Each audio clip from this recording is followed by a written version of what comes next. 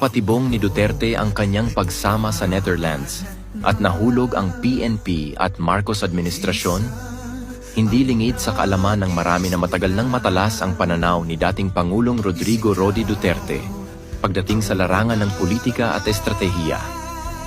At sa nangyari kahapon kung saan siya ay agad gustong dalhin sa Netherlands nang hindi dumaan sa tamang proseso, tila malinaw na nagtagumpay siya sa isang napakaingat na bitag laban sa kasalukuyang administrasyon at sa Philippine National Police, PNP.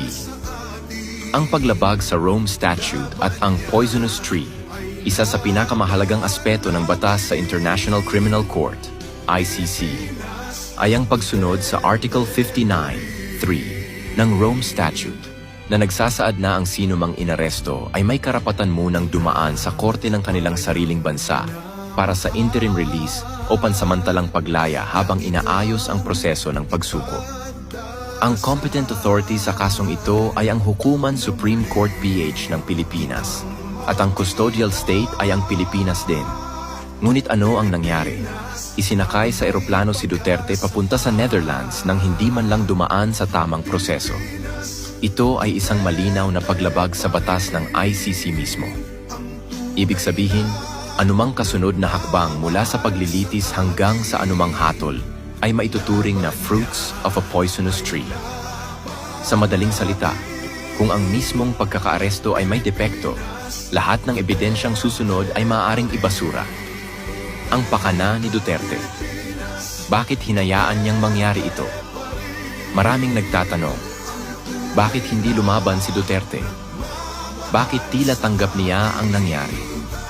Ang sagot ay makikita sa mismong mga salitang kanyang binitiwan. Naiintindihan ko mga yan dahil trabaho nila ito. This is why it has come to an end.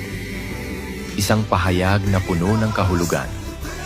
Ipinapakita nito na alam niyang darating ito at hinayaan niya ito mangyari hindi dahil wala siyang magawa, kundi dahil gusto niyang ilagay sa alanganin ang PNP, ang ICC at ang Administrasyong Marcos. Ang mensahe ay malinaw. Ang PNP at ang gobyerno mismo ang lumabag sa due process, hindi siya.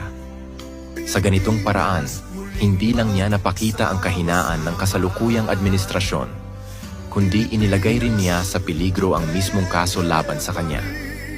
Paano nahulog ang Marcos admin at PNP sa bitag? Una, pagsunod ng PNP ng walang due process. Sa halip na siguruhing dumaan sa korte ng Pilipinas, agad nilang isinuko si Duterte sa ICC, isang